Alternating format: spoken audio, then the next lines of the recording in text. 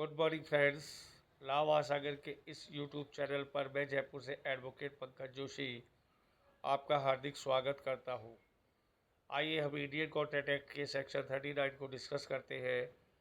पहले एक एग्जांपल देखिए। ओबेरॉय जो एक होटल का मालिक है, अपने होटल में शान नाम के गायक को गाने के लिए संविदा करता है और हर रात गाना गाने के लिए उसे 1000 रुपये पर 1000 पर नाइट उसे पारिश्रमिक देने का वादा करता है।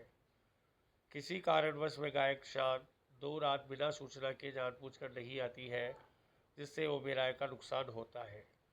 यहाँ पर भारतीय संविदा अधिनियम के अनुसार ओबेरॉय को क्या हक है, क्या अधिकार है, वो देखिए आप। यहाँ पर ओबेरॉय जो होटल का मालिक है, वो क्या उसको राइट है वो देखिए। जो प्रोविसी है यहाँ पर भारतीय संविधा अधिनियम की धारा 39 के अनुसार ओबेरॉय जो यहाँ पर प्रोविसी है, संविदा का अंत करने के लिए पूर्ण रूप से स्वतंत्र है और यहाँ पर वचन का पूर्ण रूप से पालन करने से दूसरे पक्षकार ने जानबूझकर इनकार किया है। इसलिए डेलिबरेटली था, उसका डेलिब्रेशन था कि मुझे ये कॉन्ट्रैक्ट परफॉर्म नहीं करना है, इसलिए वो एब्सेंट रहती है। और यहाँ पर ओबेरॉय जो प्रोविसी है इस कॉन्ट्रैक्ट में, वो चाहे तो इस संविदा का अंत कर सकता है। अब यहाँ पर केस नंबर 2 पैदा होता है। उसके अनुसार देखिए, केस नंबर 2, यहाँ पर गायक 2 रात नहीं आने के कारण बाद में गायक आता है या आती है जो भी है और गाना गाता है। ओबेरॉय उसका गाना गाने पर कोई आपत्ति नहीं करता, कोई ऑब्जेक्शन नहीं करता या उसे शाब्दिक रूप से स्पष्ट रूप से गाना गाने की अनुमति दे देता है।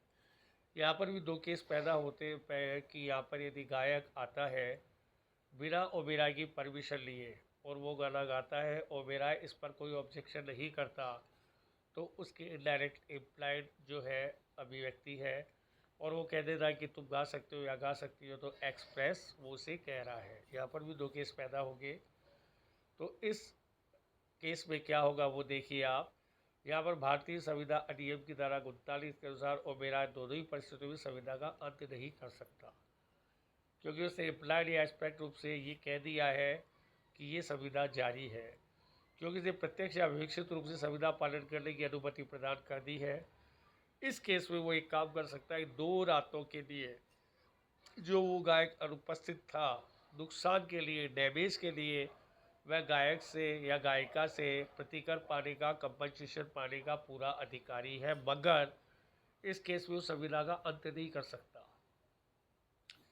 पहले वाली केस में वो संविदा का अंत कर सकता था, लेकिन यहाँ पर उसने इम्प्लाइड और एक्सप्रेस उसको अभिव्यक्ति दे दी है, अनुमति दे दी है, परमिशन दे दी है, तो वो यहाँ पर किसी भी संविदा का जो है अंत नहीं कर सकता। दूसरा उसके पास उपाय है, वो प्रतिकर पा सकता है, कंपेंसेशन पा सकता है।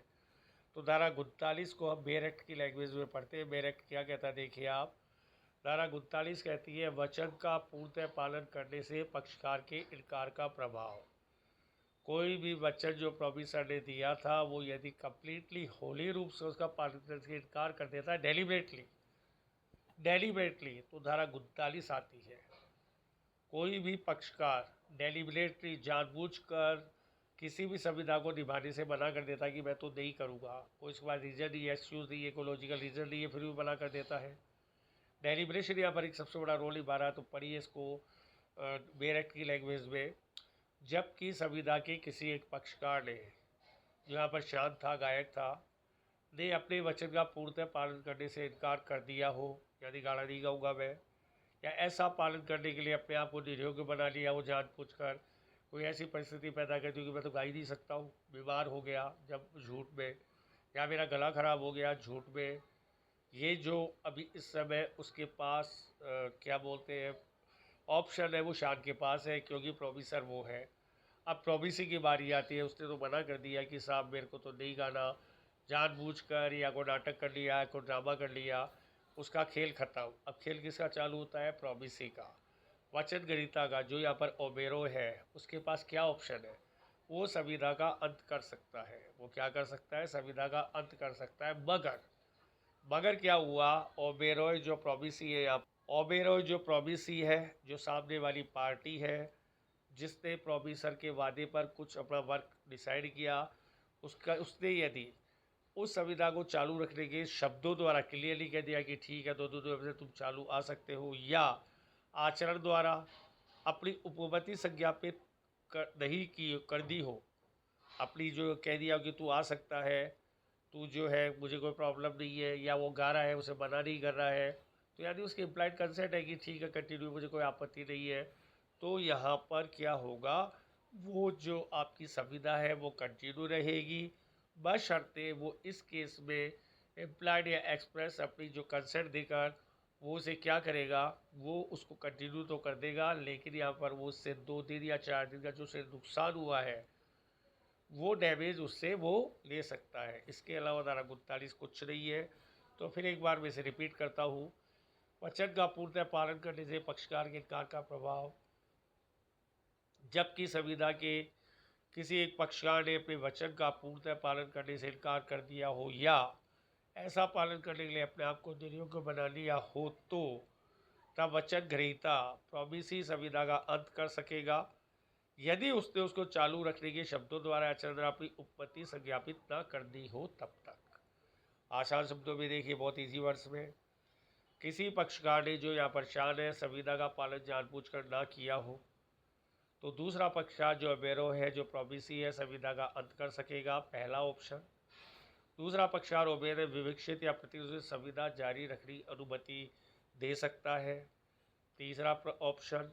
मगर इस केस में नुकसान पाने के लिए वह प्रतिकर पा सकता है, उसका तीसरा ऑप्शन। यहाँ पर 3 ऑप्शन है उसके पास।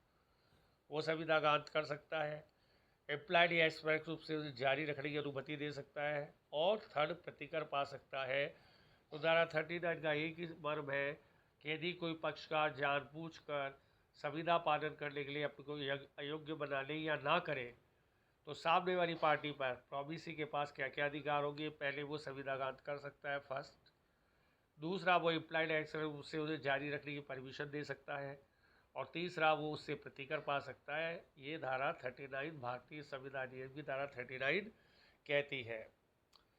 और जब पक्षकार भी संविधान कार्य में उपस्थित रहता है, तो उसके बाद 3 ऑप्शन संक्षेप में। पहला, संविदा का अंत, प्रॉमिसी के पास जो अधिकार है संविदा का अंत, पहला। संविदा जारी रख सकता है एम्प्लॉयड एक्सप्रेस कहकर, और प्रतिकर पा सकता है। धारा 39 का यही मर्म है और कोई मर्म नहीं है। और एक बार इंग्लिश में देख लीजिए आप।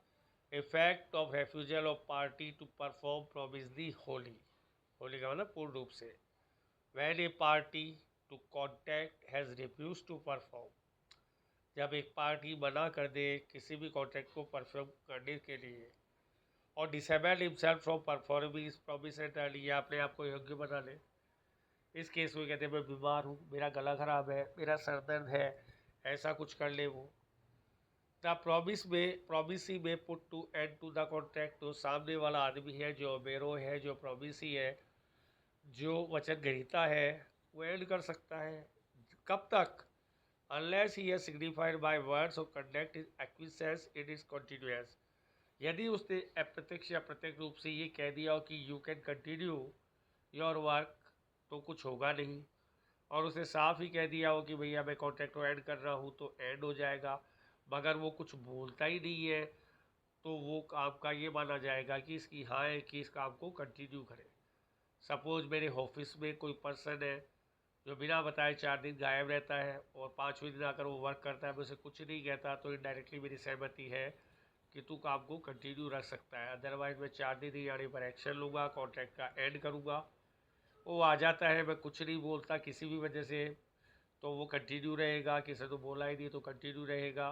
हाँ, 4 दिन का जो नुकसान हुआ ऑफिस में, उससे मैं कंपनसेशन ले सकता हूँ।